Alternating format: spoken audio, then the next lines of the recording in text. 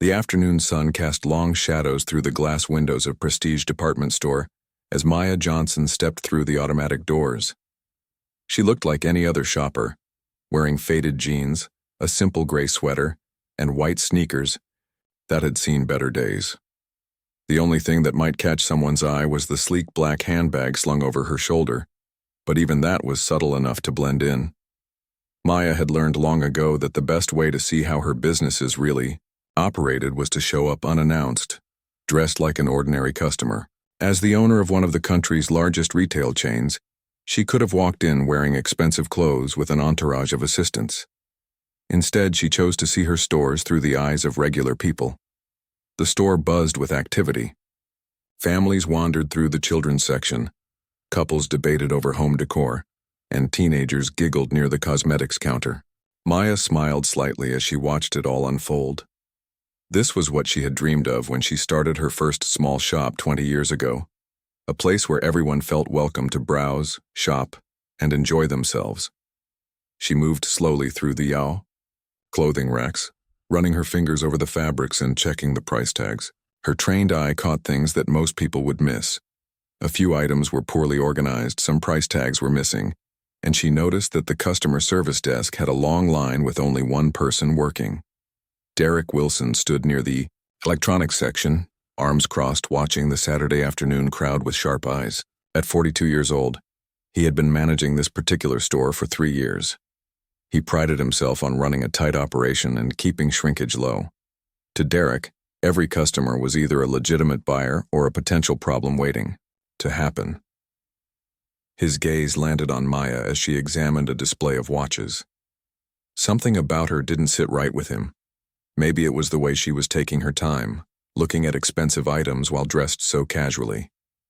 Maybe it was how she seemed to be studying everything too carefully. Derek had developed what he called a sixth sense about troublemakers over the years. "Keep an eye on the woman by the jewelry," he whispered to his assistant manager, Tony. "Something seems off about her." Tony glanced over at Maya, who was now gently turning over a watch to look at its price tag. "She looks fine to me, boss. Just shopping." "Trust me," Derek said firmly. "I can spot them from a mile away. She's been looking at high-end stuff for 20 minutes but hasn't bought anything. That's suspicious behavior." Maya, completely unaware of the conversation happening across the store, continued her quiet evaluation. She had noticed that several customers were having trouble finding assistance. A young mother with 2 small children had been trying to flag down a sales associate for help with stroller accessories, and an elderly man near the men's department looked confused and lost. She made mental notes about staffing levels and customer service responsiveness. These were the kinds of details that corporate reports never captured, the real experience of being a customer in her stores. As Maya moved toward the handbag section, she overheard 2 sales associates talking by the cash register. "Did you see how busy we were during lunch?" one said. "And they still only scheduled 3 of us for the floor. It's impossible to help everyone." "Tell me about it," the other replied. "Mrs. Peterson was asking about those new arrivals for 15 minutes before I could even get to her. She looked pretty frustrated." Maya frowned slightly. Understaffing was a problem she thought had been addressed months ago. She pulled out her phone and made a quick note to herself. Planning to discuss scheduling issues with regional management. Derek noticed her taking out her phone and his suspicions grew stronger. "Now she's taking pictures," he muttered to himself. "Probably documenting things for some kind of insurance scam or planning to return stolen merchandise later." He began following Maya at a distance, staying behind clothing racks and displays. In his mind, he was doing his job, protecting the store from potential theft. What he didn't realize was that his assumptions were based on nothing more than Maya's appearance and his own biases. Maya continued through the store, occasionally picking up items to examine them more closely. She tested a few purse zippers to check quality, looked at the stitching on some jackets, and even sat in a display chair to see if it was as comfortable as it looked. These were all things she did in every store visit to ensure her customers were getting good value. At the cosmetics counter, she watched a sales associate patiently helping a teenage girl find the right foundation shade. The interaction was warm and genuine, exactly what Maya hoped to see. She smiled, making another mental note, this time a positive one about excellent customer service. But her smile faded when she noticed a commotion near the customer service desk. A woman was trying to return a damaged item, but the clerk seemed overwhelmed and unsure of the policy. The line behind her was growing longer and people were getting impatient. Maya decided to observe the situation more closely. As the owner, she needed to understand what kinds of challenges her customer service team faced during busy periods. She positioned herself near a display of scarves, close enough to hear the conversation, but far enough away to not interfere. "I'm sorry, ma'am, but I'm not sure if we can process this return," the young clerk was saying, holding up a blouse with a small tear. "The damage looks like it might have happened after purchase." "I bought this 3 days ago," the customer replied, clearly frustrated. "I never even wore it. The tear was there when I took it out of the bag at home." Maya watched as the clerk looked around helplessly for guidance. The store policy was clear. Items could be returned within 30 days if they had manufacturing defects. This should have been a simple transaction, but the employee hadn't been properly trained on how to handle these situations. Derek, still, watching Maya from across the store, saw her focused attention on the customer service interaction and jumped to conclusions. "She's casing the return desk," he thought to himself, "probably planning to bring in stolen merchandise and claim it's a return." His suspicions had grown from mild concern to firm conviction in his mind.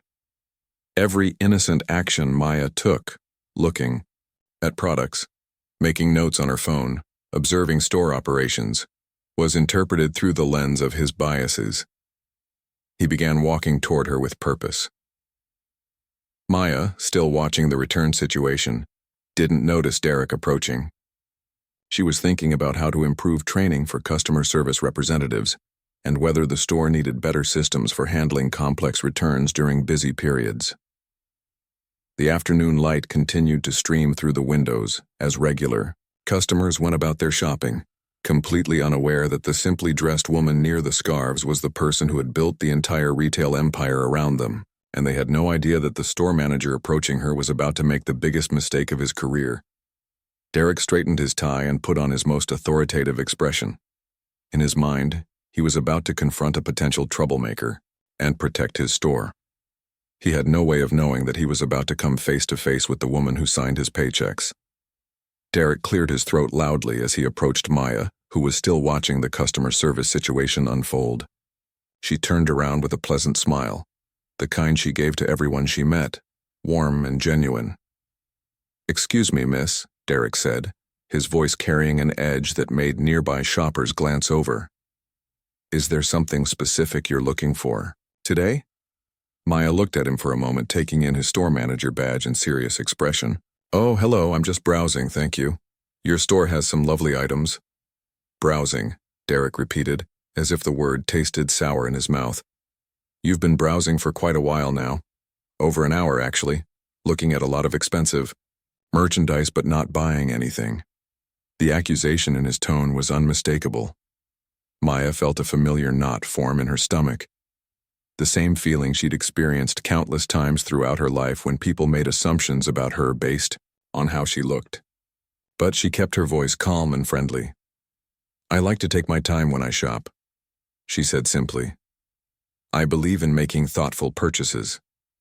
"Thoughtful purchases," Derek scoffed. "While taking pictures of our displays and eavesdropping on our customer service interactions?" Maya blinked in surprise. She hadn't realized anyone was watching her so closely. "I wasn't taking pictures of displays. I was just making some personal notes on my phone. And I wasn't eavesdropping, I was simply standing here." "Personal notes about what exactly?" Derek stepped closer, his voice getting louder. Other customers were starting to stare. A mother with her young son moved away from the area, looking uncomfortable. Maya could feel the situation escalating, but she remained composed. Years of running businesses had taught her how to handle difficult people. "I was noting some observations about customer service. I work in retail myself, so I tend to notice these things." "You work in retail?" Derek's laugh was harsh and mocking. "Let me guess, you're going to tell me you're some kind of mystery shopper or corporate spy?"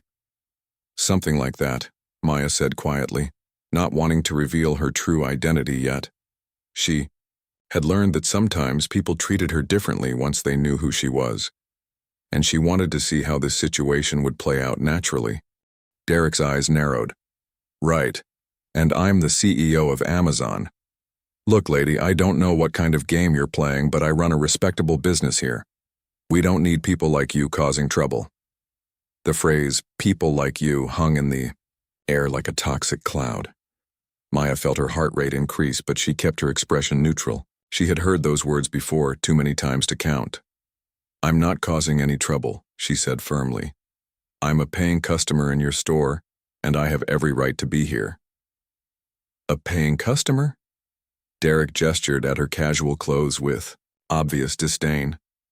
You haven't bought a single thing. You've been wandering around, taking notes, watching our employees, studying our security systems. That's not normal customer behavior. Maya looked around and noticed that several people were now openly staring at their conversation. Some had their phones out, though she couldn't tell if they were recording or just pretending to text while they watched the drama unfold. I understand your concern, Maya said, trying one more time to diffuse the situation. But I assure you I'm just shopping. If my presence makes you uncomfortable, perhaps we could speak privately with one of your supervisors? Derek's face flushed. Read the suggestion that he needed supervision in his own store felt like an insult. I don't need any supervisors. I am the supervisor. I'm the manager of this store, and I'm telling you that your behavior is suspicious and unwelcome. Sir, Maya said, her patience finally starting to wear thin, I haven't done anything wrong. I'm a customer in your store looking at merchandise that's for sale. That's what customers do. Don't lecture me about what customers do, Derek snapped. I've been in retail for 15 years. I know the difference between a legitimate customer and someone who's up to no good. A small crowd was gathering now. An elderly woman with a shopping cart had stopped to watch, shaking her head in disapproval. A teenage couple whispered to each other while pretending to look at jewelry. Even some store employees had noticed the commotion and were watching nervously from behind displays. Maya took a deep breath. What exactly do you think I'm up to? I think you're casing this place, Derek said loudly, no longer caring who heard him. Looking for security weaknesses, learning our return policies, figuring out how to steal or scam us. I've seen it all before. That's quite an accusation, Maya said, her voice still steady despite her growing anger. Do you have any actual evidence to support these claims? Evidence? Derek gestured wildly. The evidence is right in front of me. You don't look like you belong in a store like this, but here you are, spending hours examining expensive merchandise you clearly can't afford. You're taking notes, watching our staff, learning our procedures. If it looks like a duck and quacks like a duck. The racist undertone in his words was clear to everyone listening. The elderly woman with the shopping cart made a disgusted sound. Young man, she called out, that's no way to speak to a customer. Derek spun around to face her. Ma'am, please mind your own business. I'm handling a security situation here. Security situation? The woman shot back. I see a manager harassing a nice lady who's doing nothing but shopping. Other customers began murmuring their agreement. Maya felt a wave of gratitude for these strangers who were willing to speak up for her, but she also worried about the situation spiraling further out of control. Thank you, Maya said to the elderly woman, then turned back to Derek. Perhaps we should continue this conversation in your office, away from other customers. Oh no, Derek said, pointing his finger at Maya's face. You don't get to tell me how to run my store. You don't get to make demands. You've been nothing but trouble since you walked in here, and I want you gone. Maya's composure finally cracked slightly. Excuse me? I have been polite and respectful throughout this entire conversation. You're the one who approached me with accusations and hostility. Hostility. Derek's voice rose to almost a shout. I'll show you hostility. You people come in here thinking you can just do whatever you want, cause problems, make demands. Well, not in my store. The phrase you people sent a chill through the crowd. Several customers pulled out their phones, no longer bothering to hide the fact that they were recording. Maya could see the little red recording lights, and part of her was glad that there would be evidence of what was happening. Sir, she said, her voice shaking slightly with controlled anger. "I need to ask you to stop speaking to me this way. I am a customer, and I deserve to be treated with respect." "Respect?" Derek laughed bitterly. "You want respect? Try shopping somewhere more appropriate for your budget.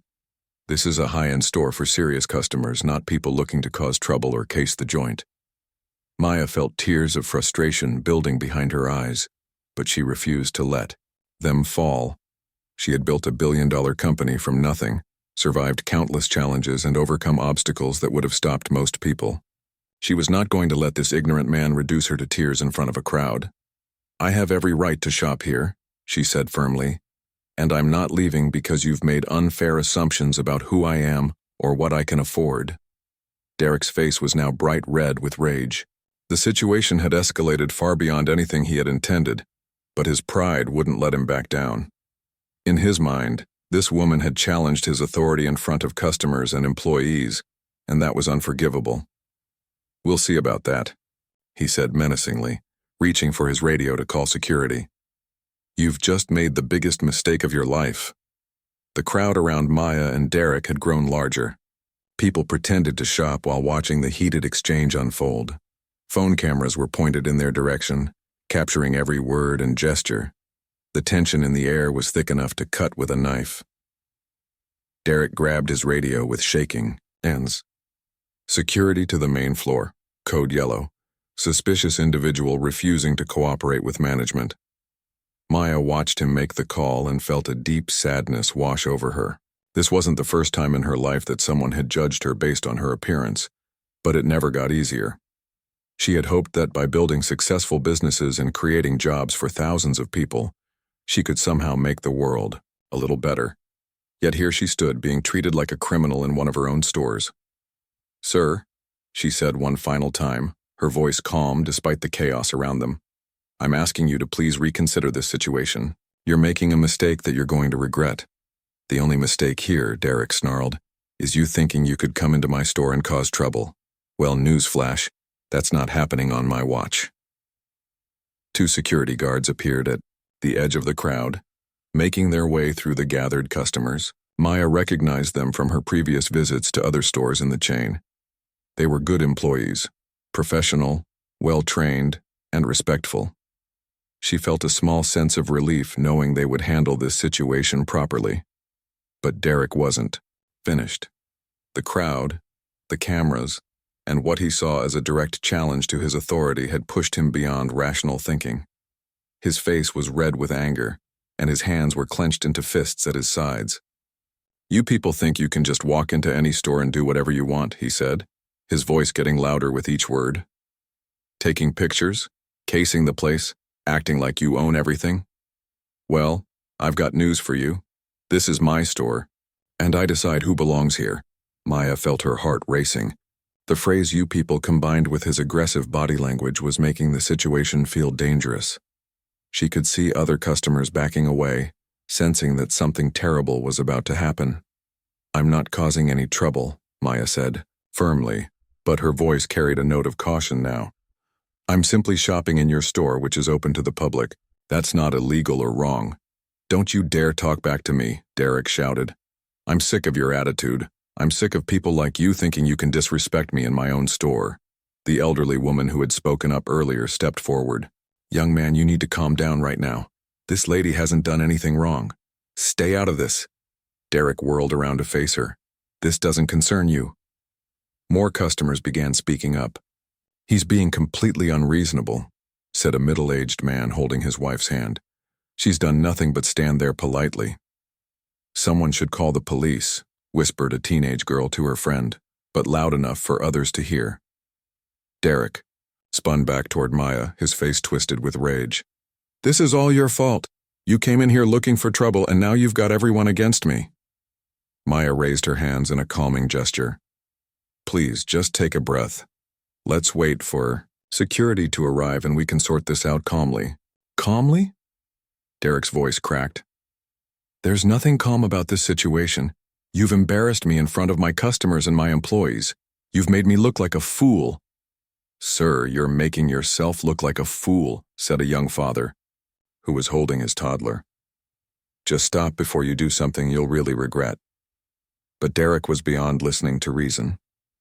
The combination of his prejudices, his wounded pride, and the pressure of being watched by a crowd of people had pushed him to a breaking point.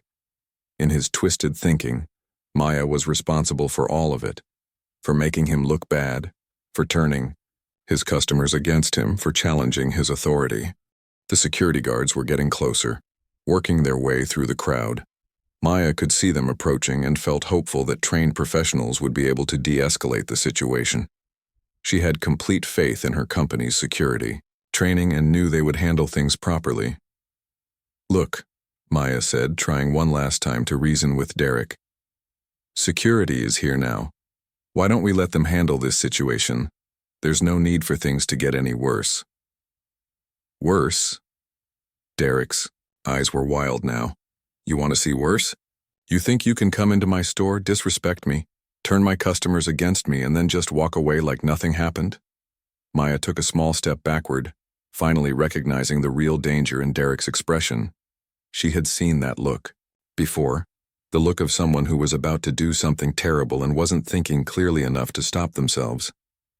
"Sir, please step back," she said firmly. "You're making me uncomfortable." "Uncomfortable?" Derek laughed, but there was no humor in it. "Good. Maybe now you'll understand how it feels to be disrespected in your own workplace." The crowd sensed the shift in Derek's demeanor. Parents pulled their children closer. Adults moved to put distance between themselves and the confrontation. But everyone kept their phones recording, understanding instinctively that they might be witnessing something that needed to be documented. Derek took a step toward Maya, invading her personal space. She could smell his cologne mixed with sweat, could see the veins bulging in his neck. Every instinct told her to run, but she was surrounded by displays and crowds of people. There was nowhere to go. "You need to learn some respect," Derek said, through gritted teeth. "You need to learn what happens when you mess with the wrong person." Maya's voice was steady, but inside she was scared. "I haven't messed with anyone, I'm just trying to shop in peace." That was when Derek snapped completely. Without warning, without any further provocation, he raised his right hand and brought it across Maya's face in a sharp, vicious slap that echoed through the store like a gunshot. The crowd gasped in unison. Several people screamed. A woman near the jewelry counter dropped her shopping bag. Children started crying. Maya's head snapped to the side from the force of the blow. Her cheek immediately began to redden, and her eyes filled with tears. Not from the physical pain, though that was considerable, but from the humiliation and shock of being assaulted in front of dozens of strangers. For a moment, the entire store fell silent except for the sound of children crying and the shocked murmurs of customers who couldn't believe what they had just witnessed. Maya slowly turned her face back toward Derek, her hand gently touching her stinging cheek. When she spoke, her voice was quiet but carried clearly through the stunned silence. "Sir, you've just made the biggest mistake of your entire life." Derek, still caught up in his rage, didn't recognize the weight of her words. "The only mistake here is you thinking you could come into my store and cause problems. Now get out before I call the police and have you arrested for trespassing." The security guards finally pushed through the crowd, their faces showing horror at what they had just witnessed. Both of them immediately stepped between Derek and Maya, their training kicking in to prevent any further violence. "Mr. Wilson," one of the guards said urgently, "what happened here? Did you just strike a customer? She was causing trouble." Derek said, his voice still shaking with anger. "Suspicious behavior, taking pictures, disrupting my store. I was handling a security situation." Maya stood quietly, still holding her cheek, watching Derek continue to dig his own grave with every word he spoke. Around them, dozens of phones continued recording, capturing every second of Derek's meltdown and its aftermath. The elderly woman from earlier pushed forward despite the security guard's presence. "That's absolutely ridiculous," she said loudly. "This lady was doing nothing but shopping politely. This man has been harassing her for no reason, and now he's assaulted her." Other customers began speaking up, their voices overlapping as they confirmed what had happened. "He hit her for no reason. She was just standing there. This is completely unacceptable." Maya looked around at all the people who were defending her, strangers who had witnessed an injustice and were willing to speak up about it. Despite the pain in her cheek and the shock of what had happened, she felt a small spark of hope about humanity. The second security guard was already on his radio, calling for police assistance and notifying store management about the incident. Both guards looked deeply uncomfortable, knowing that their manager had just committed assault in front of dozens of witnesses with cameras. Derek, finally beginning to realize that things had gone horribly wrong, looked around at the crowd of angry faces and recording devices. But his pride still wouldn't let him admit he was wrong. "Everyone just needs to mind their own business," he muttered, but his voice lacked its earlier conviction. Maya continued to stand calmly, her dignity intact despite everything that had happened. She knew that the next few minutes would change Derek's life forever, and probably hers as well. But she also knew that sometimes the most important moments come when we choose how to respond to the worst behavior of others. The sound of sirens could already be heard in the distance, growing closer by the second. The police sirens grew louder as 3 squad cars pulled into the store parking lot. Through the large windows, Maya could see the flashing red and blue lights reflecting off the glass. The crowd that had gathered around her and Derek remained frozen in place, still processing what they had just witnessed. Derek stood with his arms crossed, trying to look defiant, but Maya could see the sweat forming on his forehead. The reality of what he had done was starting to sink in, though his pride still wouldn't let him admit he was wrong. Finally, Derek muttered to one of the security guards, "Maybe now we can get this troublemaker out of here and get back to normal business." The security guard looked at him with barely concealed disgust. "Mr. Wilson, you do realize you just assaulted a customer in front of dozens of witnesses, right? The police aren't here to remove her. They're here to arrest you." Derek's confident expression wavered for just a moment before he puffed up his chest again. "Arrest me? I was protecting my store from a suspicious individual. That's my job." 4 police officers entered the store, their presence immediately commanding attention from the remaining shoppers. The lead officer, a tall woman with graying hair, surveyed the scene with experienced eyes. She could see the crowd, the phone still recording, and Maya standing quietly with her hand still pressed gently against her reddened cheek. "Good afternoon, everyone," the officer said in a calm but authoritative voice. "I'm Officer Rodriguez. We received reports of an assault. Can someone tell me what happened here?" Before Derek could speak, the elderly woman who had defended Maya earlier stepped forward. "Officer, I saw the whole thing. This manager has been harassing this poor lady for over an hour, making terrible accusations and saying horrible things. Then he just walked up and slapped her across the face for no reason at all." "That's not true," Derek protested. "She was acting suspiciously, taking pictures, casing the store. I was doing my job." Officer Rodriguez looked at Maya, taking in her casual clothes and the visible red mark on her cheek. "Ma'am, are you injured? Do you need medical attention?" Maya shook her head slightly. "I'm okay physically, thank you. Just shaken up." "Can you tell me your name, please?" Officer Rodriguez asked, pulling out a notepad. Maya hesitated for just a moment. Once she revealed who she was, everything would change. The crowd would react. Derek would realize his mistake and the story would explode beyond just this store. But there was no avoiding it now. "My name is Maya Johnson," she said clearly. Most of the crowd didn't react immediately. It was just a name to them. But one of the security guards suddenly went pale. He knew that name. He had seen it on company memos, heard it mentioned in corporate meetings, seen her picture in the employee break room. "Wait," the security guard whispered to his partner. "Did she just say Maya Johnson?" His partner looked confused. "Yeah, why?" "Dude," the first guard said, his voice barely audible. "Maya Johnson is the owner of this entire company. She owns this store. She owns all the stores." The whispered conversation caught the attention of a young store employee who was watching from behind a clothing rack. Her eyes widened as the information sank in. Maya Johnson wasn't just any customer. She was their ultimate boss, the founder, and CEO of the entire retail chain. Officer Rodriguez continued taking notes, unaware of the significance of the name. Ms. Johnson, can you tell me what led up to the incident? Maya spoke calmly, describing how Derek had approached her with suspicion, made accusations, and escalated the situation despite her attempts to remain peaceful. As she talked, more whispers began spreading through the crowd as people started to put the pieces together. Derek, still oblivious to who Maya really was, interrupted her. Officer, don't listen to her story. She's probably not even using her real name. These people lie all the time to get out of trouble. The phrase, "these people," sent another wave of disgust through the witnesses. Officer Rodriguez's expression hardened as she realized the racial undertones of Derek's behavior. Meanwhile, one of the store employees had rushed to the back office and returned with Tony, the assistant manager. Tony's face was white as a sheet as he approached the group. "Oh my God," Tony whispered, looking at Maya with horror.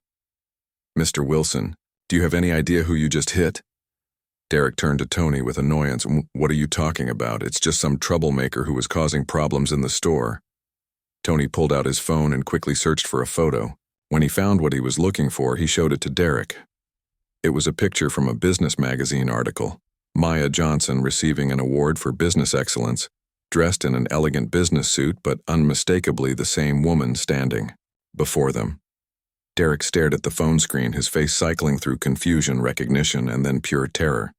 The color drained from his cheeks as the full weight of what he had done crashed down on him.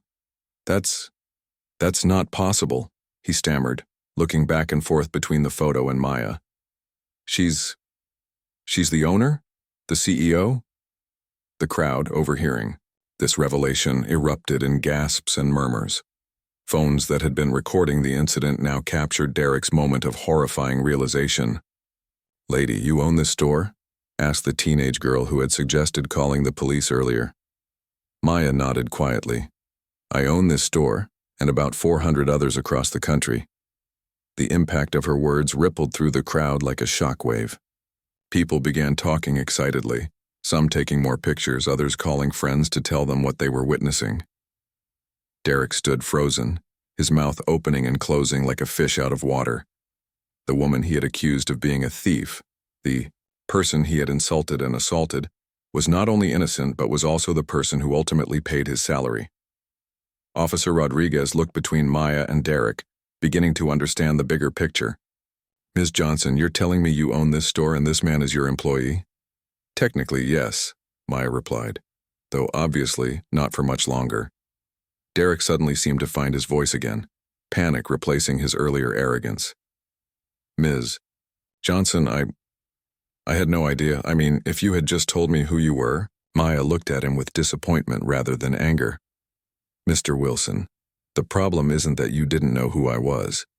The problem is how you treated someone you thought was just an ordinary customer. Every person who walks into this store deserves respect and dignity, regardless of how they look or what you assume about them." The crowd murmured their approval of her response. The elderly woman who had defended Maya earlier spoke up again. "That's exactly right, honey. It shouldn't matter if you're the Queen of England or someone without a penny to their name. Nobody deserves to be treated like that." Derek's panic was escalating. "Please, Ms. Johnson, I was just trying to protect the store. I was just doing my job."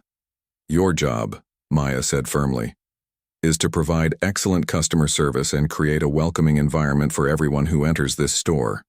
Instead, you racially profiled me, made false accusations, and then assaulted me when I stood up for myself." Officer Rodriguez finished taking notes from several witnesses and approached Derek. "Sir, I'm placing you under arrest for assault. You have the right to remain silent." "Wait, please," Derek cried out, his voice cracking. "This is all a misunderstanding." "Ms. Johnson, surely we can work this out. I've been a good employee for 3 years. I made a mistake." Maya watched as the handcuffs were placed on Derek's wrists. She felt no joy in seeing his downfall, only sadness that it had come to this. "Mr. Wilson," she said quietly, "the mistake you made wasn't hitting me, though that was certainly terrible. Your mistake was thinking that some people matter less than others based on how they look. That kind of thinking has no place in my company or anywhere else." As Derek was led away by the police, he kept looking back over his shoulder, still trying to process how completely his world had just collapsed. The confident store manager who had felt so powerful an hour ago was now facing criminal charges and the end of his career. The crowd began to disperse, but many people approached Maya to apologize for what had happened and to praise her for how she had handled the situation. The teenage girl who had been watching asked shyly for a selfie, which Maya graciously agreed to. Officer Rodriguez returned to Maya after processing Derek. "Ms. Johnson, we'll need you to come to the station to file a formal complaint and give a statement. Are you comfortable doing that?"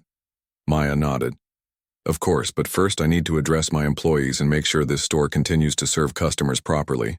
They've all been through a traumatic experience today too." As the police cars drove away with Derek in the back seat, Maya looked around at her store, at the employees who were looking at her with a mixture of awe and concern, at the customers who were still processing what they had witnessed, at the displays and merchandise that represented years of her hard work and dreams. Tomorrow, this story would be all over the news and social media. Derek's assault would become a symbol of everything wrong with prejudice and discrimination.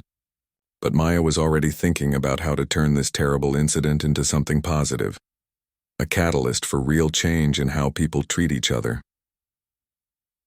3 months had passed since that shocking afternoon at the Prestige department store. The incident, captured on dozens of phones and shared millions of times across social media, had become a turning point not just for Maya's company, but for conversations about respect and dignity in retail spaces everywhere. Maya stood in the same store where Derek had assaulted her, but everything felt different now. The space had been completely transformed, not just physically, but in spirit. Where there had once been tension and discomfort, there was now warmth and genuine hospitality. The store buzzed with activity, but this time it was the good kind. Families shopped together peacefully. Employees smiled genuinely as they helped customers, and there was a sense of community that Maya had always envisioned for her stores but had struggled to achieve. "Ms. Johnson?" A young voice interrupted her thoughts. Maya turned to see Lisa, a new employee who had started working at the store just last month. "The reporter from Channel 7 is here for your interview." Maya nodded and walked toward the customer service area, which had been redesigned with comfortable seating and a much larger, better-staffed service desk. As she approached, she saw the familiar face of Janet Torres, a local news reporter who had been following the story since the beginning. "Ms. Johnson, thank you for meeting with us today," Janet said as the camera crew set up their equipment. "It's been 3 months since the incident that shocked the country. Can you tell us how things have changed since then?" Maya looked around the store thoughtfully before responding. "Janet, what happened here was terrible, but it opened our eyes to problems that existed throughout our entire company. We realized that training employees to be polite isn't enough. We needed to address the deeper issues of bias and prejudice that can affect how people treat each other." As they talked, Maya's mind drifted back to the whirlwind of events that had followed that awful day. The video of Derek slapping her had gone viral within hours, sparking outrage across the country.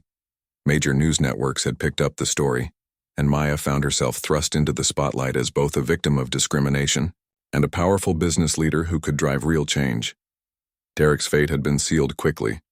He was charged with assault and battery, and after pleading guilty he was sentenced to community service, anger management classes, and a fine. More importantly to Maya, he was banned from working in retail for 3 years and required to attend diversity training. His career was over, but Maya hoped he might learn something from the experience. "We didn't just want to fire one bad manager and move on," Maya continued to the reporter. "We saw this as an opportunity to examine everything we were doing wrong and fix it from the ground up." The changes Maya had implemented were comprehensive and unprecedented in the retail industry. Every single employee in her 400 stores had gone through intensive training on unconscious bias, cultural sensitivity, and respectful customer service. But it wasn't just a few hours of boring lectures.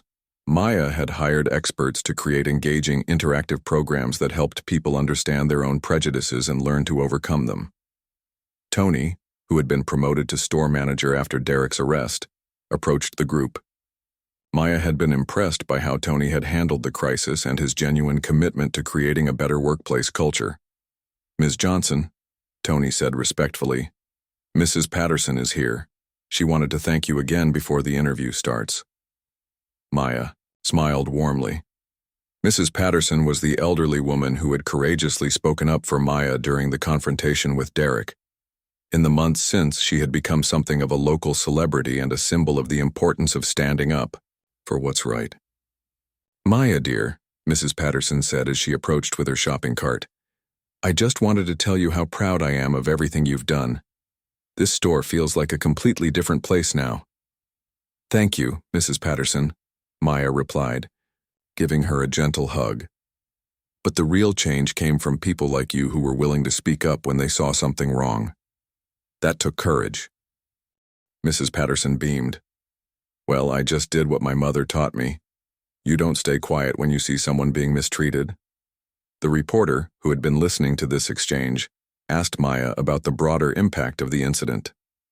"Ms. Johnson, your story has inspired similar changes at other retail companies.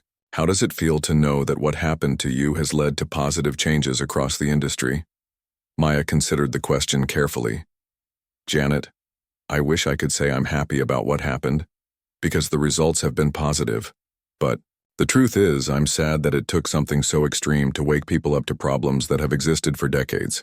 Women like me, people of color, people who don't fit certain stereotypes about wealth or status, we've been dealing with this kind of treatment forever." She paused, looking around at the diverse group of employees and customers in the store. "But I am grateful that we've been able to turn a moment of ugliness into something beautiful. Look around. This is what retail should look like. Everyone feels welcome here." The changes went far beyond training programs.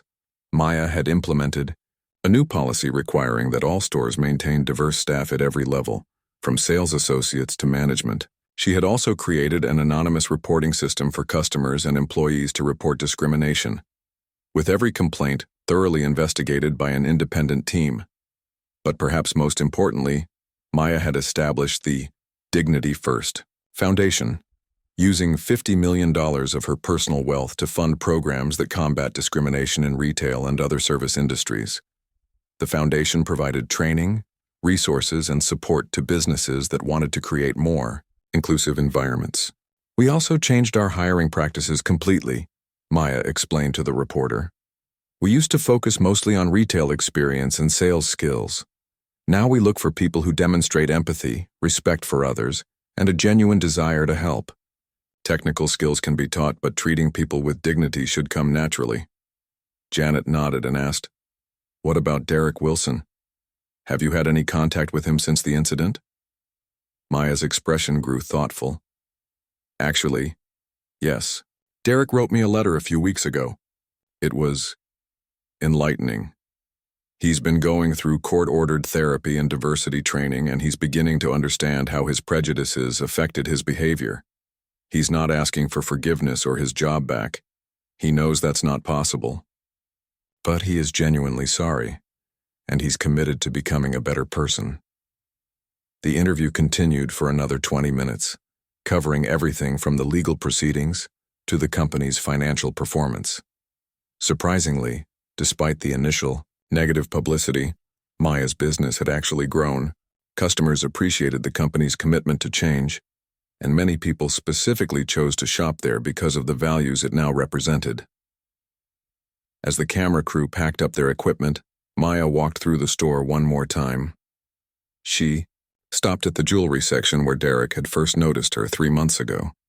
A young black employee named Kevin was helping an elderly white gentleman choose a watch for his wife.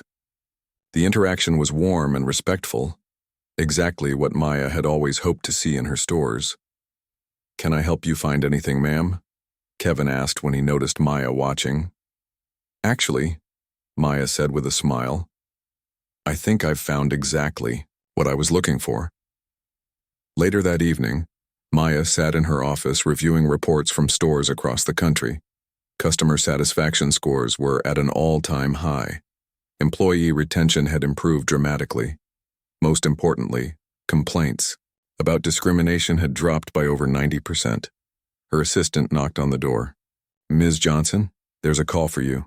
It's the president of the National Retail Federation. They want to discuss implementing your training program industry-wide." Maya smiled as she reached for the phone. What had started as one of the worst days of her life was becoming the catalyst for changes she had only dreamed of. Derek's assault had been terrible, but Maya had refused to let it destroy her spirit or her faith in humanity. Instead, she had chosen to transform pain into purpose, turning a moment of hatred into a movement of hope. And as she looked out at the city lights twinkling beyond her office window, Maya knew that her grandmother, who had faced similar discrimination decades ago, would be proud of how she had chosen to respond. The store where it all began was now a symbol of what was possible when people chose dignity over prejudice, understanding over assumption, and love over hate. And that, Maya thought, was the most beautiful transformation of all.